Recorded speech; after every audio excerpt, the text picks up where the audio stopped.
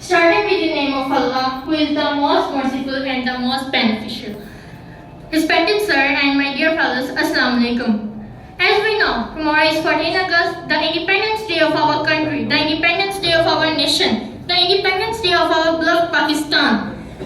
Independence Day is a national festival. First of all, we should pay the tribute to freedom fighters who lost their life for the sake of the country, who lost their life for the sacrificed families, business and everything for the sake of the country. Not knowing how much life were lost at that time.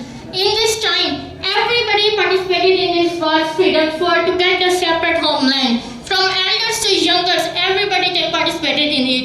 The elders participated with prayers. The youngers participated with the power and forces. The ladies participated with to lose their chastity, and the children participated to lose their innocent lives in the way of country and to get a separate homeland. The atmosphere was resounded by only the spirit and passion of a separate homeland. And there was only one thing. There was a slogan: we want freedom. We want a separate state. We want nothing except Pakistan. Every darkness has a light. Every night has a morning. Every problem has a solution. Every journey has a destination.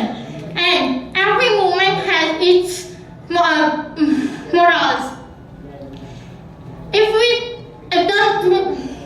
The Muslims of the subcontinent proved that in the leadership of Qaeda Muhammad Alisna and their colleagues, Dr. Lama Muhammad Iqbal, Sir Syed Ahmad Khan and the Muslim leaders proved that if we work day and night, if we work hard, and nothing is impossible.